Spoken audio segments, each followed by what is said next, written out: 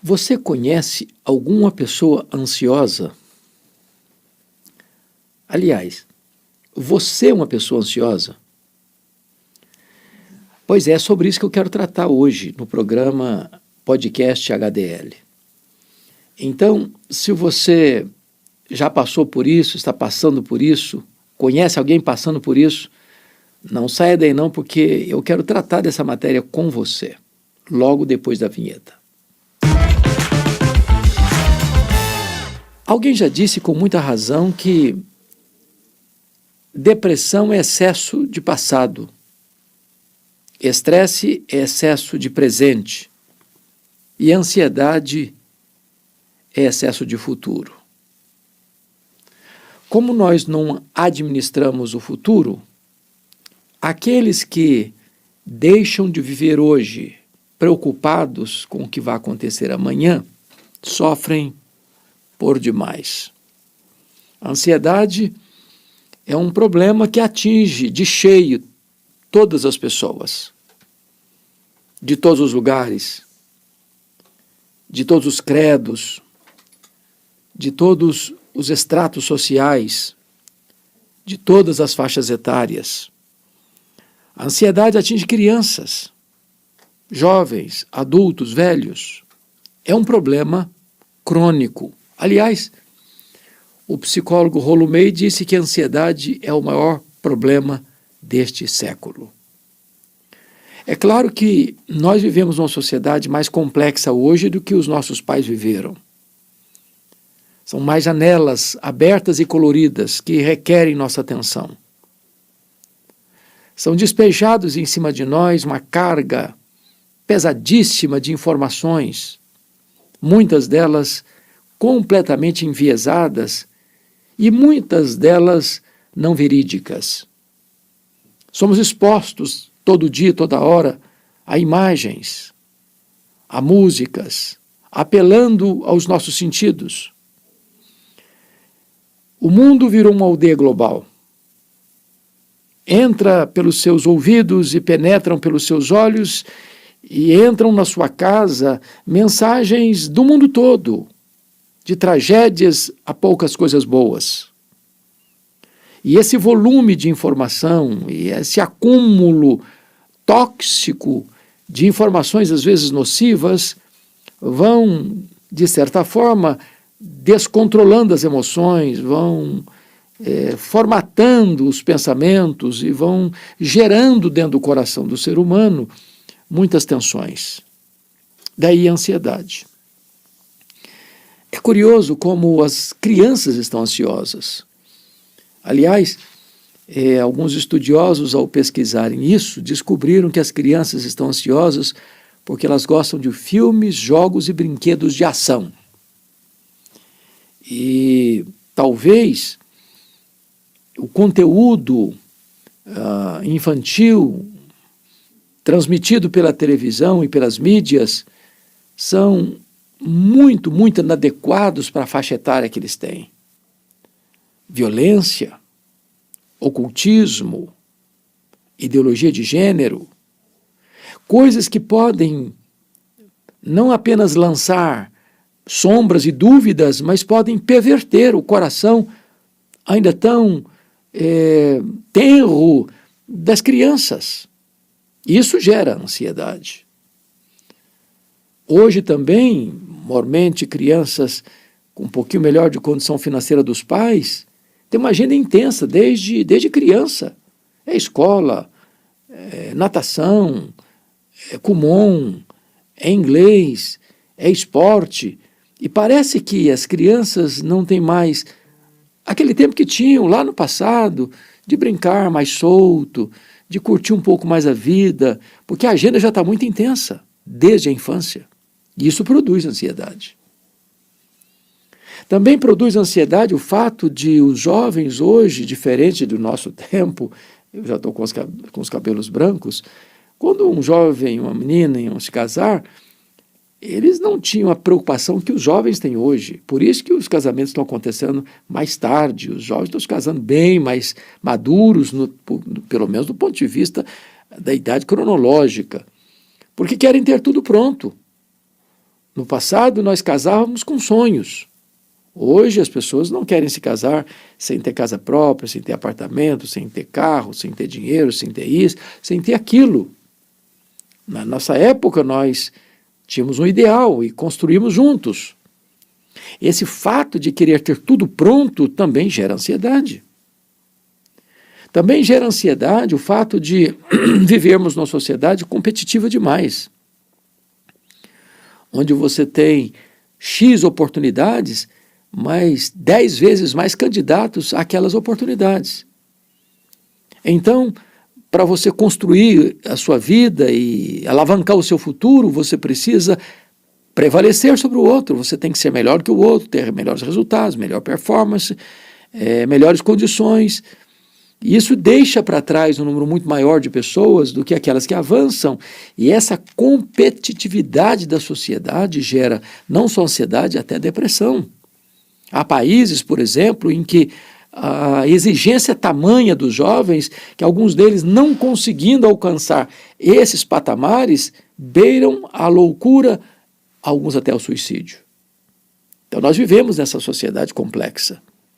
Mas gera ansiedade também o fato de você olhar para as janelas da sua nação e do mundo e ver, parece-me, que os valores de ponta cabeça, a inversão de valores, a sociedade sem rumo, sem freios, sem absolutos morais. Nas palavras de Davi no Salmo 11, ora, destruídos os fundamentos, o que poderá fazer o justo? Ou seja, você vê hoje as pessoas aplaudindo o que deveriam ter vergonha.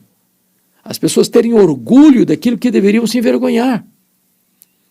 As pessoas abertamente se expondo ao ridículo, à nudez, à promiscuidade sexual, à luz do sol, sem qualquer pejo. Você vê que não há a mínima chance de você assentar-se com a sua família num sofá para assistir um programa de televisão aberta sem ver uma cena de sexo, sem ver uma cena constrangedora de você ficar sem saber onde põe a cara. Tudo isso gera no coração das pessoas uma espécie de insegurança, de angústia. Mas gera também ansiedade o fato de você olhar para a sua nação e ver que parece que tem 2 pesos e 2 medidas, onde se privilegia uns e se pesa a mão demais sobre outros, onde se vê pelo em ovo e crimes onde não tem crimes e faz vistas grossas onde tem crimes declaradamente abertos, comprovados, onde se inocenta o culpado, onde se culpa o inocente.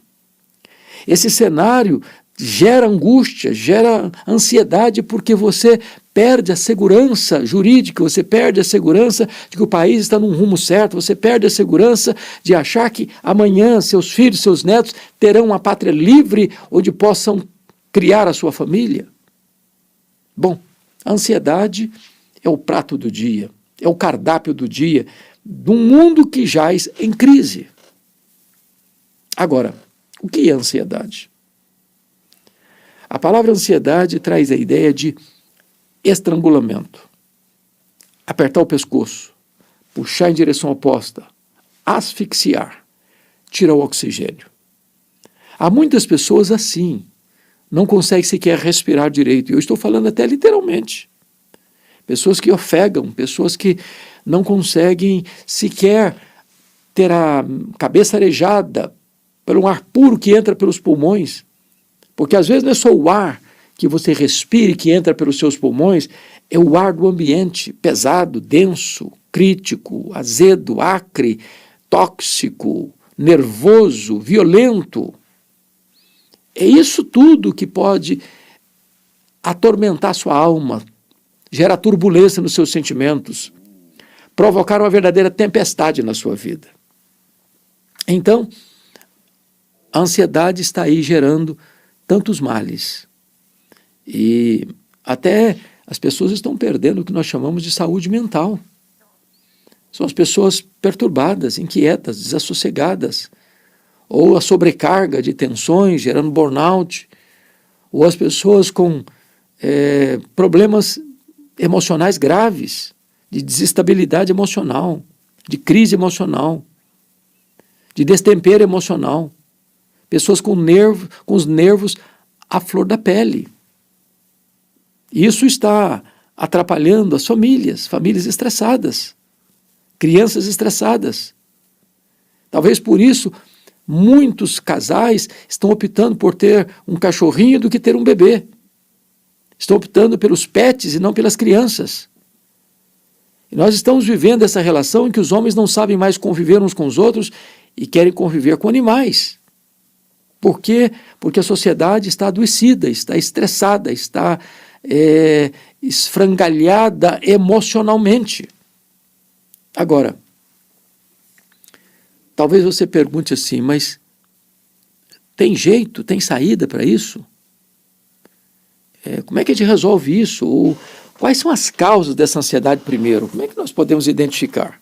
Então me permita tomar aqui a carta de Paulo aos Filipenses para identificar 4 causas, ou melhor, 3 causas, depois de tratar do assunto. Primeiro, lá no capítulo 1 de Filipenses, ele fala que as circunstâncias da vida podem roubar sua paz, tirar sua alegria, deixar você estressado. Paulo, no capítulo 1, verso 12, diz: meus irmãos, eu quero cientificar-vos que as coisas que me aconteceram têm antes contribuído para o progresso do Evangelho. E quando Paulo fala as coisas que lhe aconteceram, do que ele está falando? Que circunstâncias são essas? Poderíamos resumir dizendo, olha, ele foi perseguido em Damasco, ele foi rejeitado em Jerusalém, ele foi esquecido em Tarso, ele foi apedrejado em Listra, ele foi escorraçado de Tessalônica, ele foi enxotado de Bereia, ele foi chamado de tagarela em Atenas, de impostor em Corinto, enfrentou feras em Éfeso.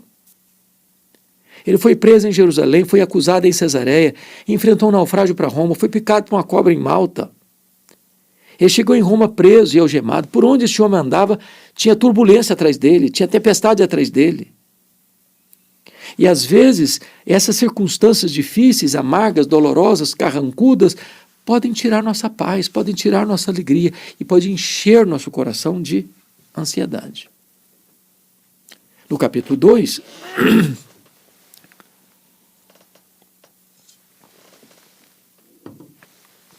Paulo menciona uma outra causa da ansiedade, que são as tensões relacionais. E ele alerta sobre o problema que tinha na igreja de Filipos, de partidarismo, de vanglória, cada um pensando só em si mesmo e não no que era do outro. Ou seja, tinha gente lá que era narcisista, só pensava nele mesmo. Tinha gente lá que só pensava no grupinho dele e não nas outras pessoas. E Paulo então corrige esse problema trazendo o exemplo de Cristo, quando disse: tende em vós o mesmo sentimento que houve também em Cristo Jesus. E ele dá o exemplo de quem foi Cristo. Ele diz: sendo Deus, não julgou como usurpação ser igual a Deus. Antes a si mesmo se esvaziou, assumindo a forma de servo.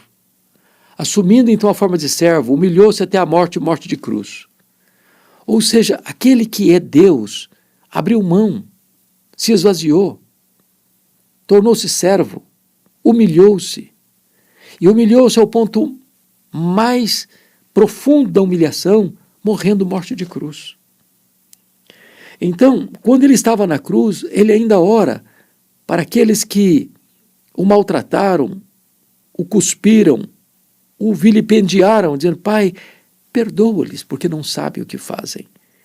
Então, quando você tem relações trincadas, rachadas, quando as pessoas que caminharam com você não caminham mais, quando pessoas que andavam com você hoje criticam você, quando pessoas que você tinha na mais alta conta hoje se voltam para serem seus inimigos e acusadores, se você nutrir mágoa, se você guardar rancor, se você encher e empapuçar a sua alma de amargura, se você desejar o mal e até mesmo acionar o braço da vingança, você vai ficar ansioso, porque isso não resolve o seu problema, isso vai gerar mais problemas para você.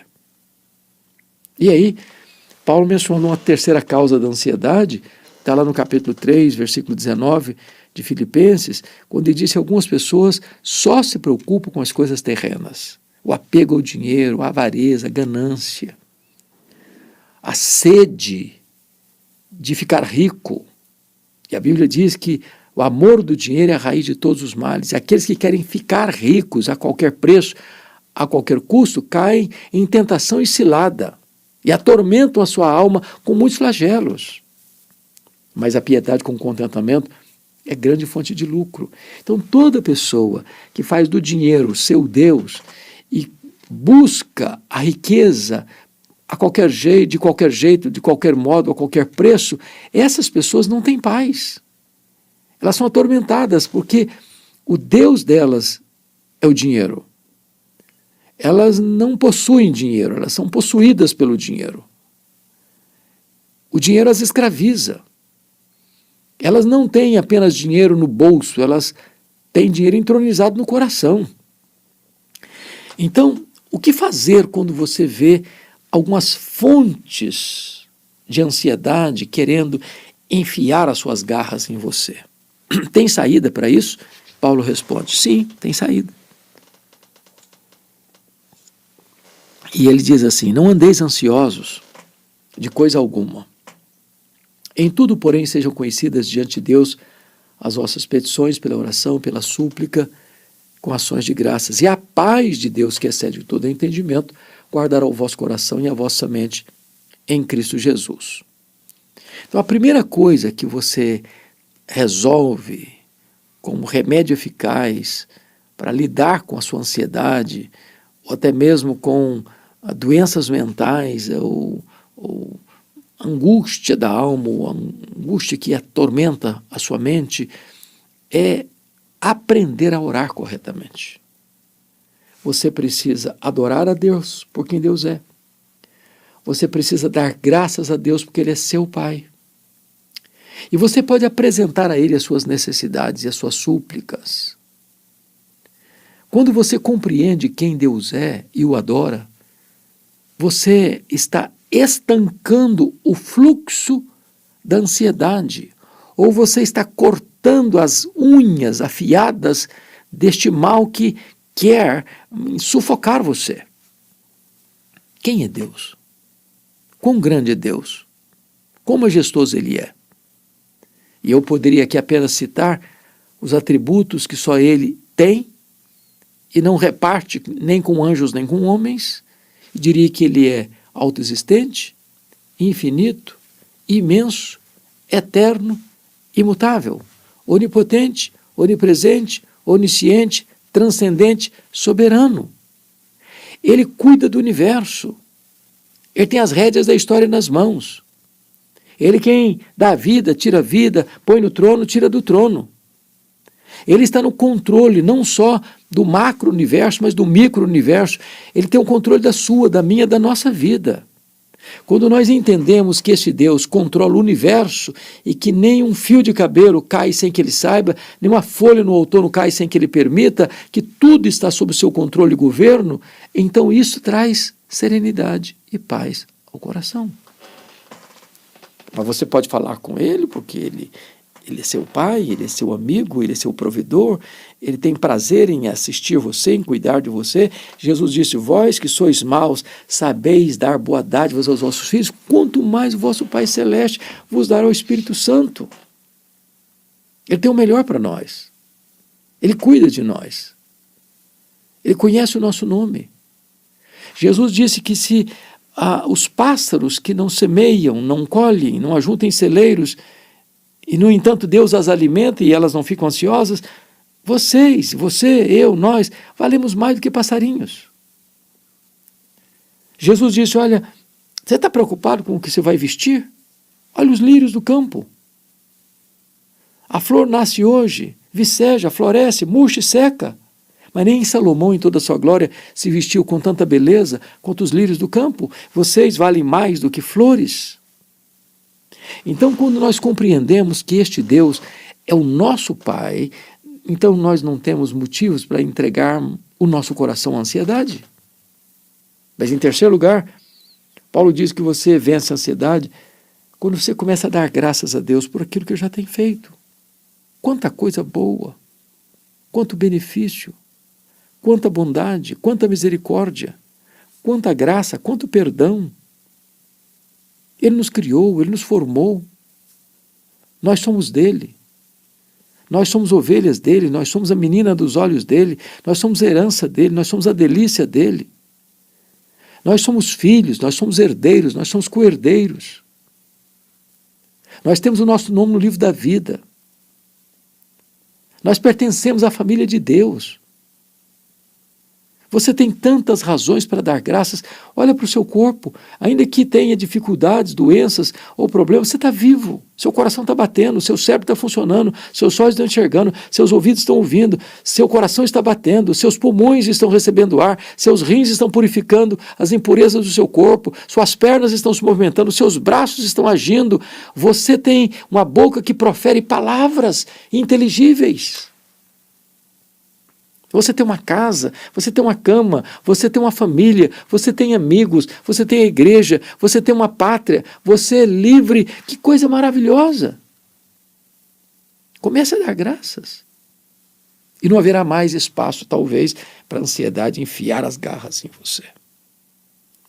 Então, o resultado, diz o apóstolo Paulo, que quando você desfruta desse extraordinário aspecto de você aprender a orar corretamente, vem dominar o seu coração.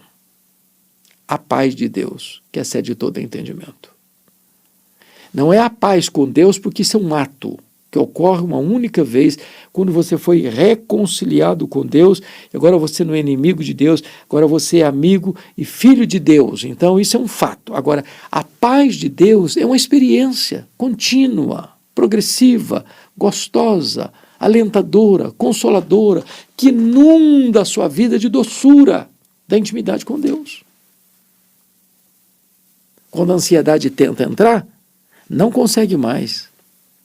Porque a paz de Deus, que excede todo entendimento, guardará. E a ideia de guardará aí é montar guarda, montar sentinela. É Deus colocando uma soldadesca ao redor da sua cabeça e do seu coração, da sua razão e da sua emoção, dizendo: aqui não tem mais espaço para a ansiedade entronizar-se.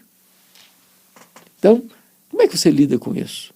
Para ter saúde mental, para ter saúde emocional, para estar livre da ansiedade, é aprender a orar corretamente. Mas ainda você pode lidar com isso quando você aprende a pensar corretamente. Porque Filipenses 4,8 diz: tudo que é verdadeiro, tudo que é puro, tudo que é bom, tudo que é de boa virtude, de boa fama, de virtude, seja isso que ocupa o vosso pensamento. Ou seja, você vence ou você é vencido, dependendo da maneira como você lida com a sua cabeça. Assim como o homem pensa, assim ele é. Se você joga para dentro da sua mente só coisa ruim, é isso que vai acontecer com você. Se você nutre os seus pensamentos só de coisa ruim, é o que vai sair daí, é isso, coisa ruim. Mas se você alimenta a sua mente com a verdade, com a santidade, com a pureza, com aquilo que é bom, com aquilo que é justo, com aquilo que é louvável, então do pensamento vai ser coisa boa, que vai direcionar a sua vida no caminho, na vereda da justiça. Mas em terceiro lugar, Paulo diz que você vence a ansiedade quando você ora corretamente, você pensa corretamente e você age corretamente. Talvez o grande problema dos cristãos da atualidade não é nem tanto a ignorância. A ignorância é um problema sério. A Bíblia diz que o meu povo está sendo destruído porque lhe falta o conhecimento. Então, não conhecer a verdade é render-se à loucura, à destruição. Agora, nosso problema maior é o fato de, sabendo, não praticar. Se nós praticássemos o que nós já sabemos, nossa vida seria outra. A desobediência, a rebeldia, a cerviz endurecida, pescoço duro que não se curva. Isso é o problema. Porque não importa o quanto você sabe, se você não pratica não adianta nada. Aliás, você se torna ainda mais culpado e mais responsável. Então, numa sociedade adoecida, numa sociedade que está confusa, onde pais e filhos estão estressados, onde marido e mulher estão estressados, onde empresários e empregados estão estressados, onde governantes e governados estão estressados, onde as mídias sociais despejam palavras tóxicas todo dia sobre a sua mente. Neste mundo que está doente, que está prostrado, caído, é muito importante você ser um agente de cura. De você não só experimentar uma vida de paz e não de naufrágio emocional, uma vida de equilíbrio mental e não de destempero emocional, uma vida de sanidade e de santidade, é fundamental para mostrar para essa sociedade que podemos viver num mundo mau, mas dentro de um padrão superior, que é ditado não pelas regras deste mundo que jaz no maligno, mas procedentes e emanados da verdade da palavra de Deus que permanece para sempre. Então lhe pergunto para encerrar, você conhece alguma pessoa ansiosa? Você é uma pessoa ansiosa? Você já viu alguma pessoa ansiosa hoje? Possivelmente você deve ter se olhado no espelho. Então eu quero dizer para você que tem saída. Talvez o caso seja tão crônico que você precisa de recursos medicamentosos. Mas eu vou lhe dizer que a saída melhor não está num comprimido que você consegue comprar na farmácia. Não está num spa no final de semana, nem mesmo numa viagem idílica. Você não vai resolver esse problema da ansiedade comprando uma casa maior, comprando um carro mais novo, usando roupas de grife ou frequentando os restaurantes mais conceituados. O que você procura em coisas, você só encontra em Deus, você só encontra em Jesus. Ele veio não para roubar, matar e destruir. Ele veio para dar vida e vida em abundância. Se você entregar sua vida, o comando dela ao Senhor Jesus, se você se render a Ele, e Ele ter todas as chaves dos cofres do seu coração e controlar todo o seu ser, você verá que em lugar da ansiedade, você terá a paz de Deus, que excede todo entendimento. Se essa palavra, então, foi útil ao seu coração, eu peço a você que você a compartilhe com as pessoas que você conhece. E se você ainda não está inscrito neste canal, eu peço a sua gentileza de nos ajudar, inscrevendo-se e nos ajudando a distribuir esta palavra de vida que emana da palavra de Deus. Deus abençoe sua vida, Deus abençoe seu coração. Até breve, se Deus quiser.